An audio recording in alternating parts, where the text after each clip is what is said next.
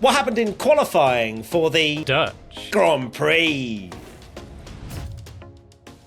Let's start with Q1, where the bottom five were Ricciardo, Ocon, Bottas, Zhou and Sargent, who of course had no time set after yeeting into the wall in free practice 3. First question, straight in, we're diving in. Zhou Goat 6p. Why does Zhou never make it out of Q1? Is it the car or his driving? Well, I would suggest him being 1.1 seconds off of Bottas. Look, I'm going to give him the slight benefit of the doubt that I believe there must have been something going on. I've not had enough time, and I know the Zhou enthusiasts will be absolutely fuming that I've not watched and looked at every single word of the transcript of his team radio. But I'm going to give him the benefit of the doubt that he's not 1.1 seconds slower than Bottas. I think we can safely say that. However, it was still a terrible performance because he's so far off the back around a track that is short. It's a short track. It's the second shortest in the calendar. It's supposed to be close in qualifying. I feel like he can't be that bad. There must be something wrong with his chassis, or I don't know. Because even with drive, or he's setting up for the race, or I don't know. It's really odd that it's that much of a gap, because that in modern Formula One is just unheard of now. And of course, Bottas just ahead, but 1.1 seconds down the road in 18th position. Then Ocon, really disappointing from him for sure, because he was suggesting Q3. Yeah, Gasly made Q3, and also he was suggesting over the team radio that all was not right. But then that makes me just, we're not sure what that might be. But for Ocon, 17th position, missed out by 3/10, wasn't it, in the end? So it wasn't even close to making it through into Q2 for Ocon. And his race weekend is now ruined, being down in 17th. Unless we get a biblical rainstorm, it's curtains for Ocon's weekend, I'd say. We know that Ocon and Gasly are incredibly closely matched, and they have been through most of the year. So you do feel like there must have been something maybe not quite right, or he just messed up his lap. Listen up, US F1 fans. We've got something very special for you. And yes, I'm sorry, it is only for US fans.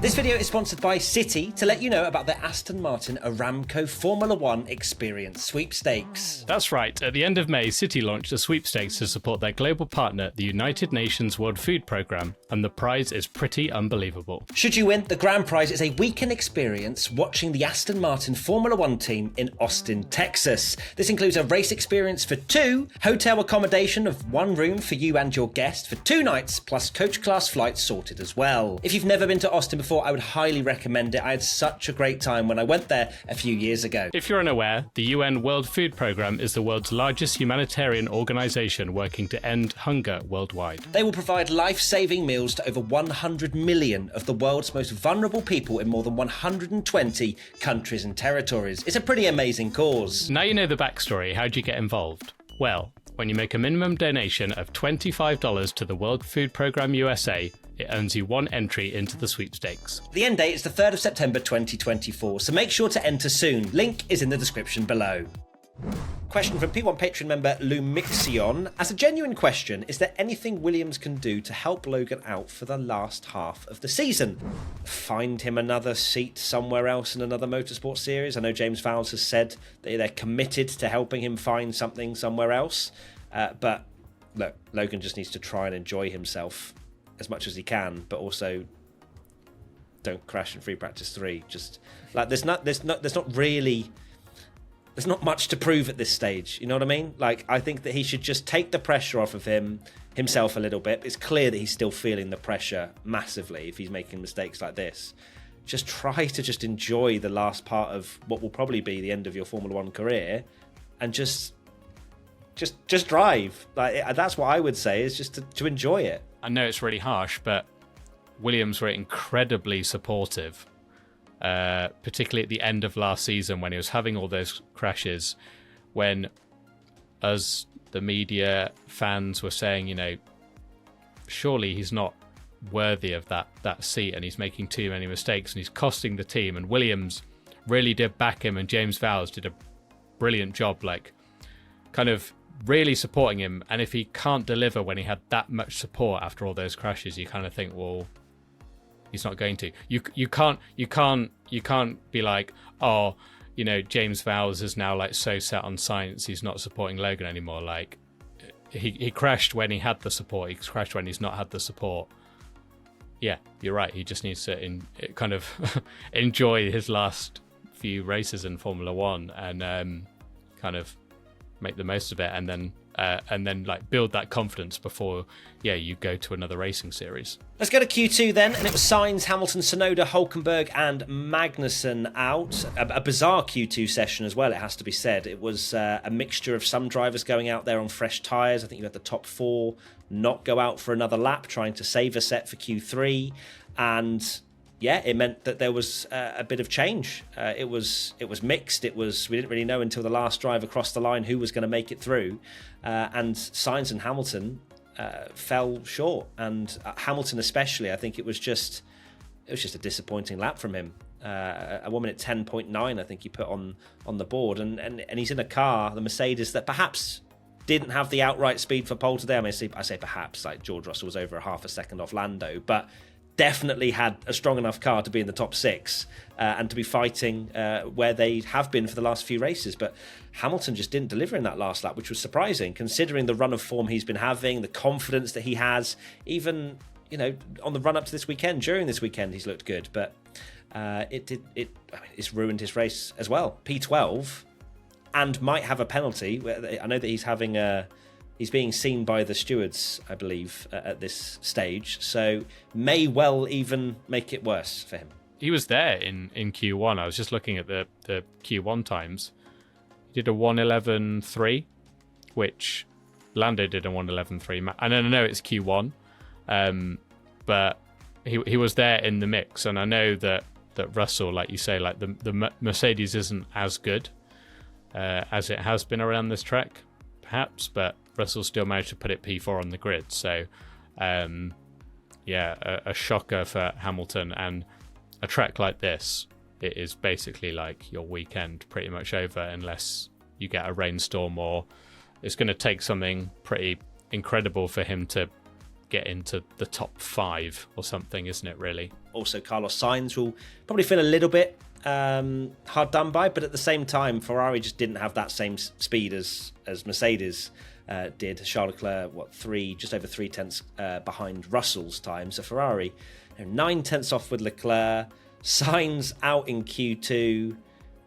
It's got worse, to be honest with you, for Ferrari. To be fair to Sainz, to give him some kind of benefit of the doubt as well, he had the gearbox problem during some of the only dry running as well. So probably hindered him somewhat. But like you say, Hamilton's more of a shock because his teammate is up there. I know Charles has put it P6, but the pace of the Ferrari isn't as strong. But yeah, I'm surprised that both of them, if you look at the drivers that is going to be starting ahead of them, you've got like an Alpine, a Williams, for example. So yeah, Carlos out qualified by a Williams. And then of course Tsunoda, Hulkenberg, Magnussen, both Hasses. I mean, look, this might be the last time we see the Haas car, we're not sure, because they might have to give everything over. But 14th and 15th for them, very sort of mediocre. And then, as we said, Yuki did a pretty good job. The question was from O2 Rachel Rebecca, what happened to the Mercs pace? Zandvoort's a very unique track, isn't it? There's so much undulation. It's like a roller coaster. You look at how much they're struggling through that middle sector, and it just constantly washing out. It's a difficult track, and I think as well with the limited dry running, perhaps Mercedes just got it wrong with their cars a little bit, and maybe because it did show the track dominance, didn't it, that Russell and Hamilton went different ways with the setup, so perhaps they were just throwing caution to the wind and thought, well, you guys just try different setups and see which one works. It does feel like massive, very like the quickest cars on almost like a go-kart track. Like it's not made for those cars almost, and that is what makes it look, from when you're not looking at them kind of fighting the car, it is spectacular, especially the camera that we see on Norris's car in particular, of how it goes around the banking and stuff. So it was cool to see a bit of sliding around and stuff, particularly in that that second sector in particular is a really odd one. Q3 then, and it was Lando Norris, Max Verstappen, Oscar Piastri, George Russell, Sergio Perez, Charles Leclerc, Fernando Alonso, Alexander Albon, Lance Stroll and Pierre Gasly. First question, comes in from Baldy Marco 5. How good was Lando's lap, and can he win it from there? Yeah, Lando's put a statement of intent down. Because even when he got out of the car, even the team radio, I'm going to put in inverted commas, celebration, there wasn't any. He was like, thanks, cool, yeah, great. And it's almost as if he's come back with a bit more of a hardened shell, perhaps, where he's not going to be happy unless he fully delivers perfection. We know that with how self-critical he is as well. So yeah, Lando, straight back from the summer break. His quali form against Oscar Piastri has been great this year, and he's shown that again this time. And yeah, to be that far ahead is unbelievable. You can kind of tell that's a driver that knows that the points are handed out on Sunday, and that's where he's kind of not delivered, or that's been like the struggle for his game, because qualifying has been amazing. Oscar Piastri is an incredibly highly rated driver doing amazingly well. So for Lando to put half a second on him round a track like this, a very short track as well, it's an unbelievable qualifying lap. I do wonder how much he will be slightly kind of like, he didn't show it, but turning around going, oh God, why is it Max in P2? I thought he was going to be about 5th based on practice and stuff. And to answer Mark's question, yes, he can win it from there. I think if he holds on to the lead in turn one, it's an almost Monaco kind of vibe, I would say, where it's his to lose. And we'll see, though, because Zandvoort, as we mentioned in our practice podcast, can throw up safety cars at any point. If a driver makes a mistake, it's pretty much a guaranteed a safety car. So we shall see. P1 Patreon member Kian LR comes in with, will Lando lead the first lap? He said he's been specifically focusing on that over the summer. It's not like he's sat there on the grid wheel spinning and it's horrific. He's just lost the lead a few times through other drivers slipstreaming him, and then he's produced a great pole position or whatever, but then he's got a long run down to, was it Spain? I think he was on pole, wasn't he? Spain was the one where he lost or he was lost trying all to the push positions Max at wide, least. wasn't he? And yeah. So I think that these drivers are so mentally sound and much stronger than any other normal human being that I believe just one little thing like this will push him the right way. Essentially, you've got Lando who's going to do absolutely everything and know that he can absolutely not give up the lead based on not only how his races have gone, but because it's so hard to overtake. And then you've got Max, who maybe hasn't had the pace this weekend and probably absolutely chuffed to bits to be P2 on the grid, and has that no car in front of him essentially on the run down to turn one, that knows that is his opportunity, and he's Max Verstappen to be super aggressive. So you're going to have a driver that will do everything to take the lead, and a driver that's going to do everything to stop that person taking the lead. And well, does it have another collision written all over it? We'll have to wait and see, but elbows will be out, definitely. So to answer the question, yes, I believe Lando will lead the first lap. Tommy, yes or no? No, I don't think he will. I think Max will get it. Such a little fanboy, I love it. I think Charlotte will lead the first lap. Right, next question. Related F161171. Did Perez do enough to ease a bit of pressure off him? And let's say yes, it was a better performance from Perez. It wasn't anywhere near as bad as what we've seen this season. I was actually a little bit disappointed to see Perez finish, 4/10 of a second behind Max, especially when you saw visibly Max's mistake. But look, he's 5th on the grid. You can say that he should have been closer considering, but that being said, P5, he can be happy with that. And this is, again, similar to Spa.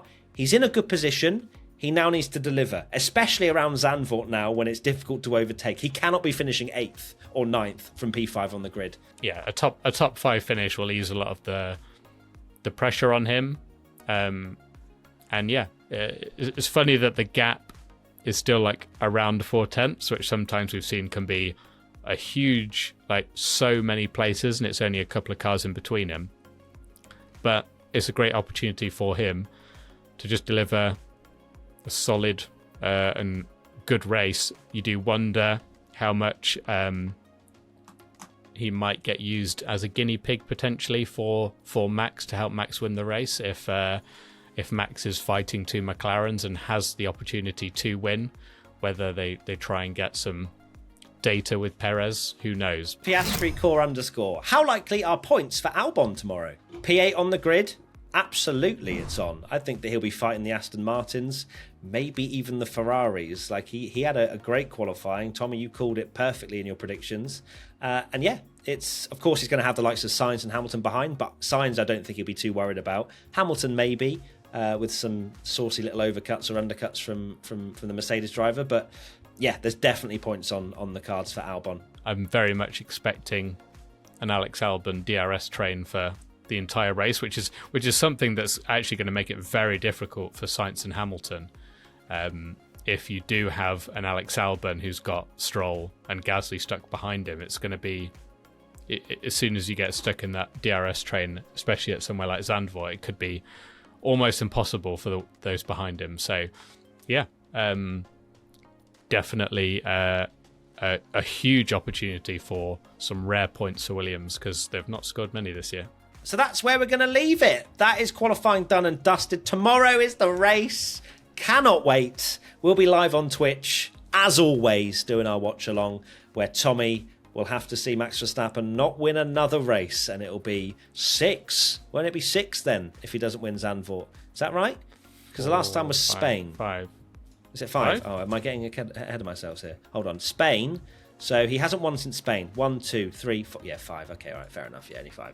So it's only been 4. It's going to be 5, and it'll be 6 when Ferrari win Italy. So yeah, Tommy, what are your final thoughts? Final thoughts are just bring on the race. It's going to be great to be back on Twitch watching it with all of you, because it does make the race even more fun.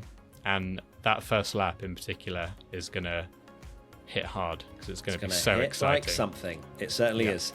Right, US Tour tickets are also available, so go and check them out, and we'll see you very soon. Lots of love. Bye! Bye. God, that was a really aggressive bye. That came out like 12,000 decibels.